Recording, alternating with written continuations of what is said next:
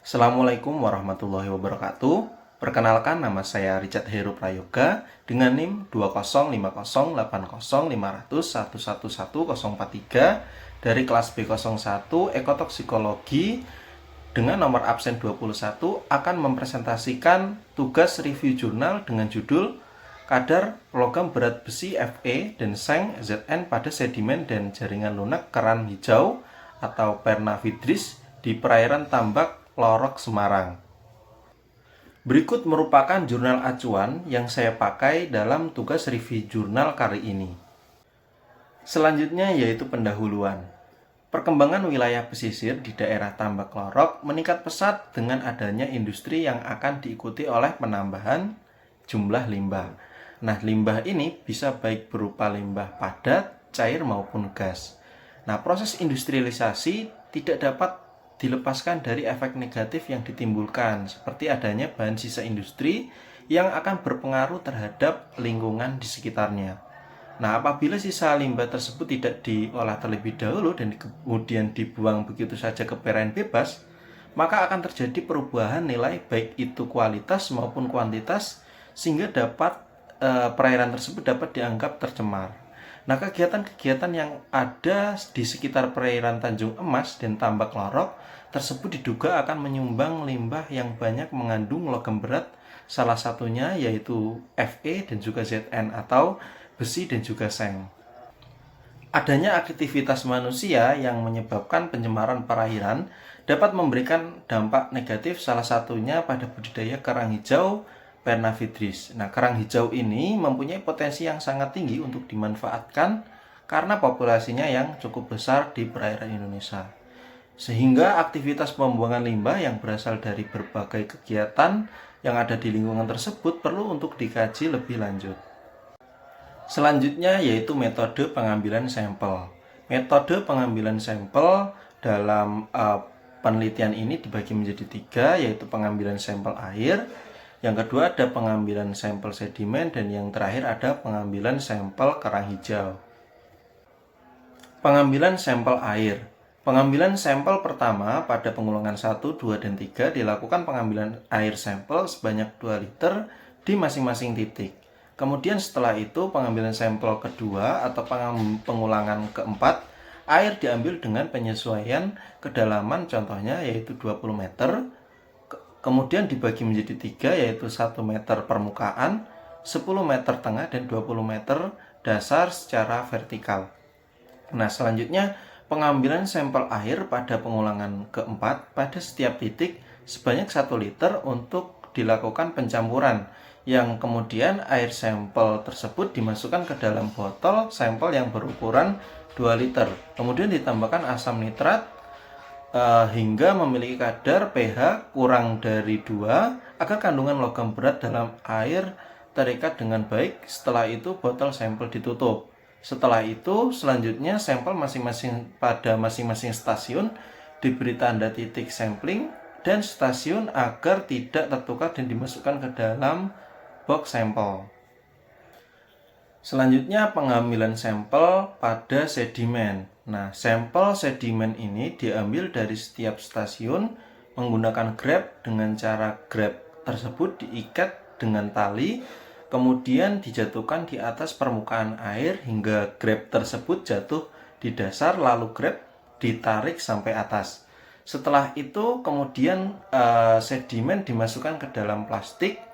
Sampel yang dibutuhkan berkisar 250 gram. Sedimen dasar diambil sebanyak kurang lebih 250 gram dari tiap stasiun. Kemudian sampel tersebut dimasukkan ke dalam kantong plastik dan selanjutnya diukur kandungan logam berat dengan menggunakan AAS. Selanjutnya yaitu pengambilan sampel kerang hijau. Sampel kerang hijau diambil dari masing-masing stasiun dengan dibagi 3 titik, yaitu permukaan, tengah atau badan perairan, dan dasar perairan. Selanjutnya dari 3 titik tersebut digabungkan dengan harapan mewakili pencemaran di setiap stasiun. Nah, proses pengambilan sampel ini dibantu oleh nelayan setempat dengan diambil langsung menggunakan tangan.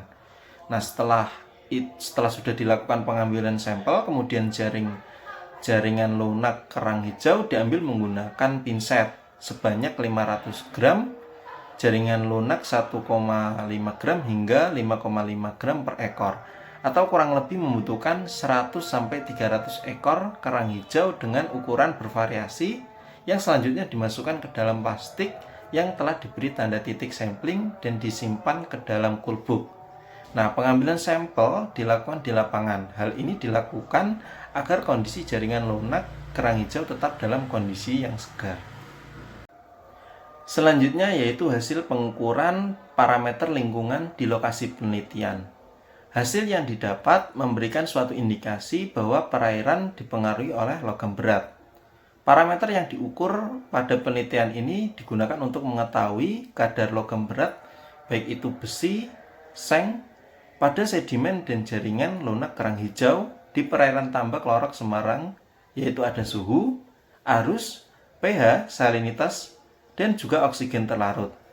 Berikut merupakan hasil pengukuran baik itu suhu, arus, pH, salinitas, dan oksigen terlarut pada lokasi penelitian.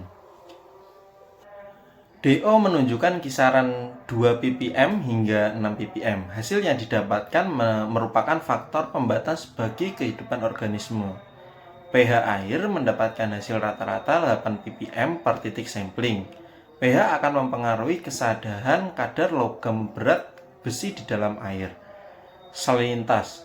Hasil yang didapatkan pada sampling lapangan, salinitas memiliki kisaran 15 hingga 33 untuk perairan tambak Lorok. Dengan kehidupan organisme di suatu perairan termasuk kerang hijau, di mana secara fisiologis salinitas sangat mempengaruhi penyesuaian jaringan lunak kerang hijau. Selanjutnya ada kecepatan arus dan juga suhu. Berdasarkan hasil pengukuran suhu yang didapatkan pada lokasi perairan tambak Lorok mendapatkan hasil kisaran 28 sampai 32 derajat Celcius. Nah, suhu ini dapat mempengaruhi proses fotosintesis di laut baik secara langsung maupun tidak langsung. Selanjutnya yaitu analisis kadar logam berat besi dan seng pada air. Berdasarkan analisis hasil yang didapat pada sampel air memberikan nilai kadar logam berat besi pada kisaran kurang dari 0,01001 mg per liter hingga 0,062 mg per liter. Dan hasil yang didapat pada logam berat seng bernilai variasi kurang dari 0,001 mg per liter hingga 0,009 mg per liter. Hal ini bisa diindikasikan sebagai penyumbang limbah adalah kepadatan penduduk, bisa juga dari limbah industri, tata ruang yang salah, dan tingginya eksploitasi sumber daya air sangat berpengaruh pada kualitas air. Hal ini menyebabkan semakin buruknya kualitas air. Dengan demikian, hasil yang didapatkan tidak menunjukkan bahwa logam berat terlarut dalam air, dikarenakan dengan sifat yang bisa menetap pada bagian dasar perairan maupun terbawa dengan arus yang berada di dalamnya. Analisis kadar logam berat besi dan seng pada sedimen. Berdasarkan hasil pada penelitian ini memberikan gambaran bahwa kadar logam berat besi mempunyai kisaran yaitu 50.498,5 mg per kilogram hingga 55.616,3 mg per kilogram. Sedangkan hasil kadar logam berat pada seng jauh berbeda pada kisaran dari 69,51 mg per kilogram hingga 403,45 mg per kilogram. Hal ini menyatakan bahwa logam berat pada sedimen memiliki kandungan yang tinggi sehingga bisa dikatakan tercemar. Selain itu, aktivitas industri masyarakat juga memiliki aktivitas yaitu ada budidaya yang banyak dilakukan di sekitar perairan tambak Lorok. Ada budidaya kerang hijau dan ikan bandeng dalam kerangga jaring tancap. Nah, kadar logam berat yang dimiliki pada sedimen di perairan tambak Lorok tergolong tinggi. Hal ini dapat mempengaruhi berbagai proses metabolisme baik itu logam esensial pada tubuh biota. Analisis kadar logam berat, besi, dan seng pada jaringan lunak kerang hijau P. viridis. Kadar logam berat Fe atau seng dalam kerang memiliki kadar yang lebih rendah bila dibandingkan dengan kadar logam berat pada sedimen.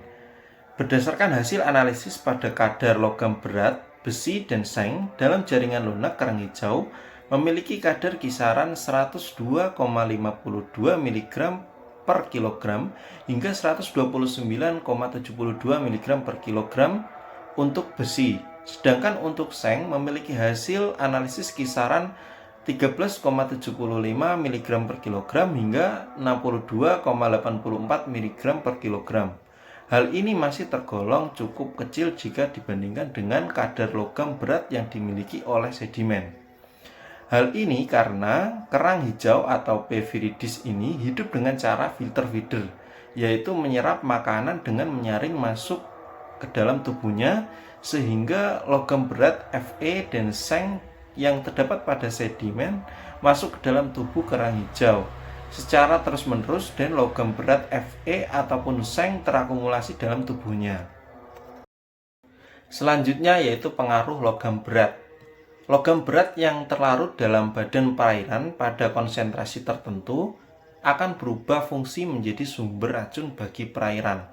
Meskipun daya racun yang dihasilkan oleh suatu jenis logam berat itu tidak sama, namun kehancuran dari suatu kelompok ini dapat menjadi terputusnya suatu rantai kehidupan. Nah, pencemaran logam baik dari industri, kegiatan domestik, transportasi laut maupun sumber daya alam dari batuan yang akan akhir sampai ke sungai atau laut dan selanjutnya mencemari manusia melalui ikan, kekerangan, air minum, air irigasi sehingga mengkontaminasi pangan. Pengaruh yang paling nyata adalah dalam metabolisme, fungsi dan pemeliharaan kulit, pankreas, dan organ-organ reproduksi pria. Kesimpulan, kadar logam berat, besi, dan seng pada air tidak melebihi baku mutu. Hal ini menunjukkan perairan cukup baik karena tidak melebihi baku mutu yaitu 5 mg per liter sesuai dengan peraturan. Kemudian kadar logam berat, besi pada sedimen melebihi baku mutu yang seharusnya 20 mg per kilogram. Kadar seng pada sedimen berkisar 69,51 mg per kilogram hingga 403,45 mg per kilogram. Pada kadar logam berat seng ini belum memiliki penetapan baku mutu. Selanjutnya kadar logam berat besi dan seng pada jaringan lunak kerang hijau melebihi baku mutu yang sudah ditetapkan SNI 7387/2009 tentang batas maksimum pencemaran logam berat dalam pangan. Sekian presentasi yang dapat saya paparkan. Apabila ada kurangnya, mohon maaf. Terima kasih. Wassalamualaikum warahmatullahi wabarakatuh.